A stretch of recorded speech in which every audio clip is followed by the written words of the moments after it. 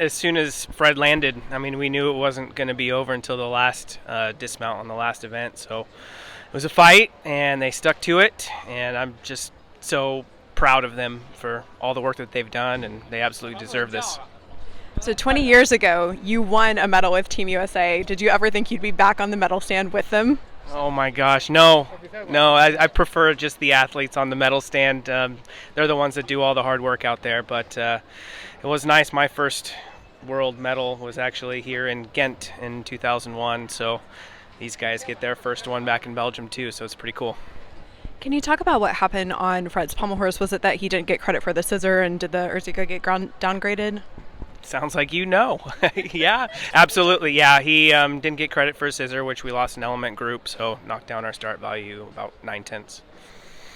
Brett, what do you think have been the elements that you put together that helped get to this point for the team? Oh man, I think I have to credit the trip to France that we had for a national team camp. These guys have gotten really close. And it just felt natural on the floor today. You know, they had each other's backs all the way to the finish, and so, and they're only going to get closer from here and more hungry. So, still a lot of work to do. Based on these results, do you think that Team USA will focus more on sending all-arounders to future world and Olympic events? Not necessarily. We want to send the best team, whatever the composition may be. 3-event, 4-event guys, all-rounders, we'll see. We still have a year to go and figure that out. What about someone that has only one event?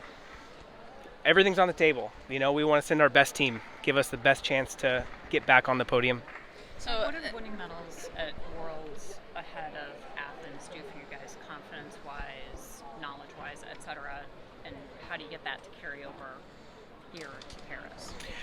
Yeah, I think since we've been in a drought, now it's attainable. Like, the reality has set in, like, you can actually do this. It's not some unicorn off in the distance that doesn't exist. Now they can believe in themselves and have a little bit more confidence heading into Paris. There continues to be, there are a lot of falls at this meet, but pommel horse continues to be a place, year after year at Worlds for the U.S. Is there something, can you do like a pommel horse in France camp to address this? Yeah, I thought they did great.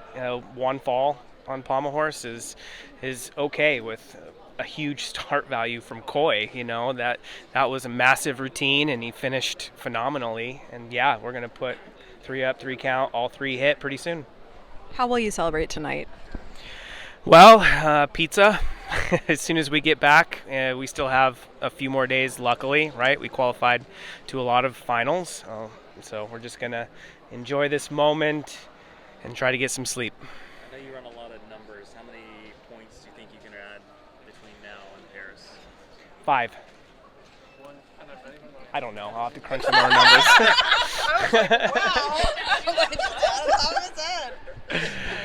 Well, we did leave a couple out there just on pommel horse, right? So, yeah, there's some room for improvement for sure. How much were you aware in the last 2 rotations? Were you totally aware of where the board stood and the chance you guys had in Great Rose Falls? Or? Not really. For me personally, I just knew that we had to finish strong. I was shocked when we got up on the podium to start warming up for high bar. And then it kind of hit me like, well, we just have to, stay on and do our job and we'll be all right. And I was just hoping that the guys weren't looking at the scoreboard or anything of that nature. But yeah, it was an exciting meet. And credit to all the gymnasts out there today. Everyone did a fantastic job, fought all the way to the end. Do you know if they did know what the scores were or how, especially the guys who went high bar, do you know if they... Yes, and I tried to remind them, to stay calm, and it's still not over until it's over. And then they kind of refocused and just cheered on the next guy, and it was awesome to see Daiki finish for Japan too. That was just like legendary. So we were very grateful for that opportunity as well. The fact that they were in that position, knowing that they could see a medal, these are a fairly young team, and the fact that they did finish the way that they did, how much confidence or how happy are you about that going forward? Oh, I'm thrilled. I can remember in 2001 in Ghent feeling the same thing. If we just stay on, we've got a really good shot. And it carried through the entire quad.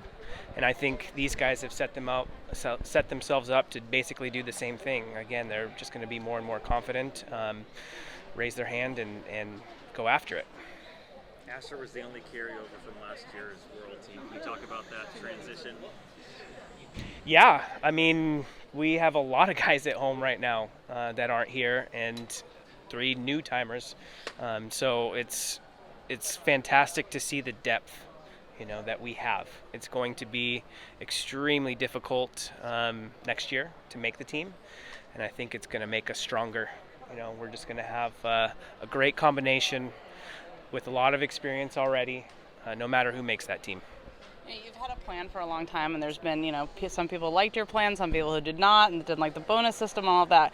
But does this show that it works? Yeah, I mean, I don't know if you guys saw difficulty scores before we started the meet, and then, I don't know, reviewed the difficulty scores we had maybe in Tokyo, and before that, and even after that, we kept cutting it in half every year, which is not easy to do in this sport. I mean, it takes years and years and years to build up 1 point of difficulty, let alone 6 points, right? I think we were 4.5 to 5 behind, which is striking distance. So, we still have more work to do. But yeah, it feels good that it's paying off. Ewell seems to provide something beyond just the scores on the competition floor. Can you talk about his leadership qualities? Yeah, he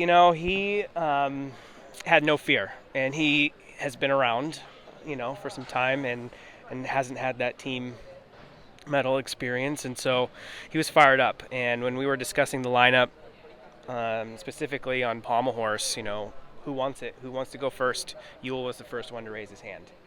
Even though he had a mistake in prelims on the dismount, and that just didn't faze him. He wanted it. He wanted to step up for the team, and so he got the nod and did a great job. Do you guys learn anything, or do you think they took anything away from rotating with Japan? Oh man, they are so good and so fun to watch. But it really made us feel too like we belong on the same floor as every country. So that gave us a lot of confidence. But we always love just being around Japan. They are just so focused, and it's awesome. Thank you. Congratulations. Yeah. Thank you.